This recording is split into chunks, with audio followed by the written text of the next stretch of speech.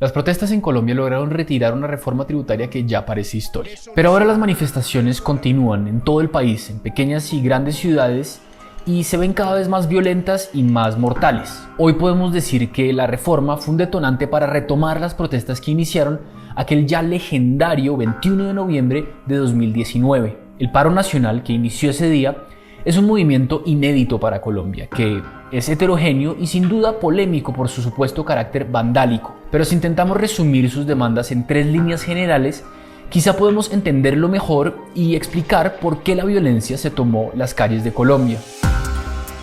En primer lugar, las protestas piden una policía distinta. Solo en estos días de protesta se han documentado más de 1000 casos de abuso policial y las autoridades investigan la desaparición de decenas de personas.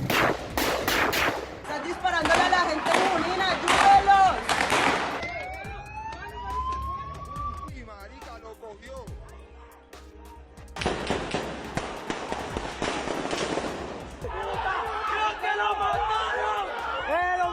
La gente, como se ve en las calles, dice estar cansada de que la policía abuse de su autoridad, no solo en protestas, sino también en la vida cotidiana. Muchos colombianos sienten que la fuerza pública no está sujeta a mecanismos de sanción imparciales, rigurosos y sobre todo eficientes. Y esa desconfianza en la fuerza pública, sobre todo para quienes están protestando, tiene una razón histórica. La policía colombiana está entrenada y estructurada en un contexto de conflicto armado contra un enemigo común, las guerrillas marxistas. Y desde el punto de vista de la ciudadanía que sale a protestar, se espera que las autoridades los traten no como subversivos, sino como ciudadanos que hacen uso de sus derechos democráticos. El presidente Iván Duque dio un paso importante en este sentido hace apenas unas semanas, y es que decretó que la justicia penal militar sea un organismo independiente de comandos castrenses. Sin embargo, para sus críticos no fue suficiente y una reforma integral de la policía que la saque de la lógica del conflicto sigue pendiente. Y es que una segunda demanda de las protestas tiene que ver con la búsqueda de un país en paz. Duque llegó al poder con el inmenso reto de implementar el acuerdo de paz con la guerrilla de las FARC, pero sus críticos dicen que él y sobre todo su partido no solo desfinanciaron los mecanismos que protejan a las víctimas, sino que también cuestionan la corte que busca darle verdad y justicia a la guerra, que es la famosa Justicia Especial para la Paz. Además, la oposición acusa a Duque de usar las mismas estrategias cuestionadas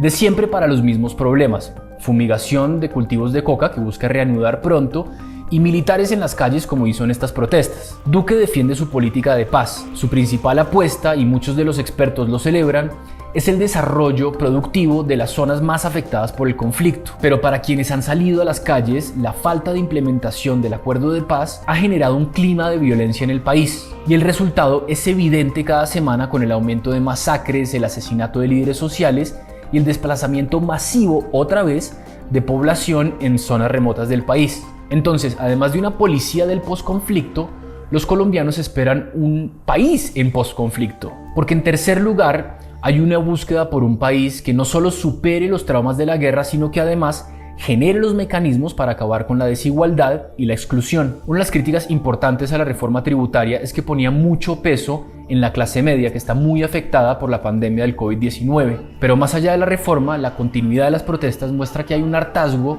con un modelo económico conservador que sí da cierta estabilidad macroeconómica, pero protege a ciertas personas y sectores y además no lucha contra la desigualdad. Y Duque además es visto como uno de los principales ejecutores de ese país o de ese modelo económico, porque es un gran aliado del sector privado y además representa un partido, el Centro Democrático, que es muy cercano a la élite terrateniente. Varios grupos de civiles, políticos e incluso académicos que favorecen una reforma tributaria, así como las protestas, dicen que es necesario una economía menos clientelista, que dependa menos del amiguismo, que acabe con las exenciones de impuestos y abra de una vez por todas la economía colombiana y permita una competencia para todos, y ahí sí democrática.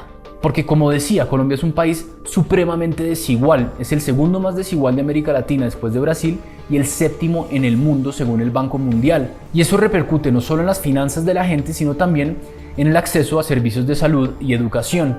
Así que un cambio profundo en el sistema económico que rige a Colombia hace más de un siglo está en el corazón de este movimiento de protesta. Y si la gente en las calles siente que esas problemáticas no se están atacando, es difícil que nos sigan las protestas. Oigan, por cierto, ustedes han mostrado un interés especial por el tema de Colombia en estos días, así que en los comentarios cuéntenos qué otros temas quieren que abordemos. No dejen de suscribirse a nuestro canal de YouTube.